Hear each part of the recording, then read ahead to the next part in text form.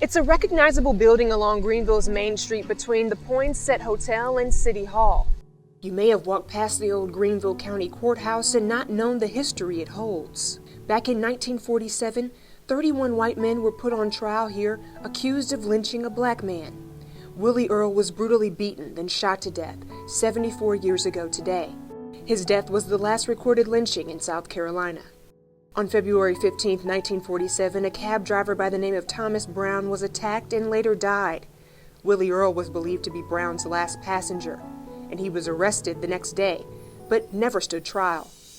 At the jail, Earle denied that he was Brown's attacker, but since it was Sundays, officers postponed questioning him. Dr. William Gravely is the author of They Stole Him Out of Jail. He grew up in Pickens County and was in second grade at the time Earle was murdered.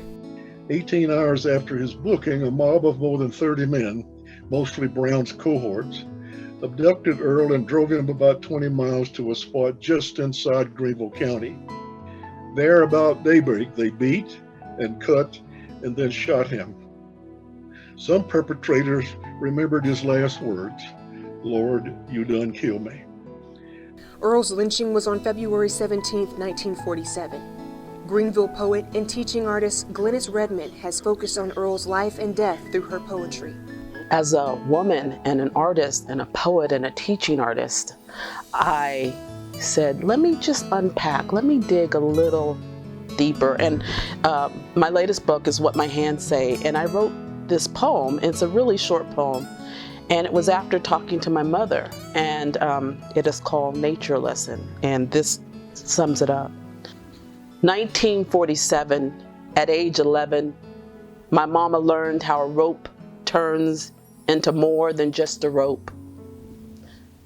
Looped around a branch where a tree becomes more than just a tree. Where memory twists around more than just a mind, like Willie Earle's neck and my mama's young heart. In Greenville, South Carolina, mama sees how memory hangs on each and every limb. The 31 men who were tried for Earle's lynching were all acquitted, and the case got national and international attention in publications like The New Yorker. There are historical markers where Earle was killed and here where the trial was held. Redmond believes that if we talk openly and regularly about the hard parts of our history, we'll begin to heal it. And I think Greenville, it's a jewel. South Carolina is a jewel. And I love South Carolina enough to take it to task and love it. And that's what we have to do. We have to take our history to task. I'm Lauren Thomas for the City of Greenville.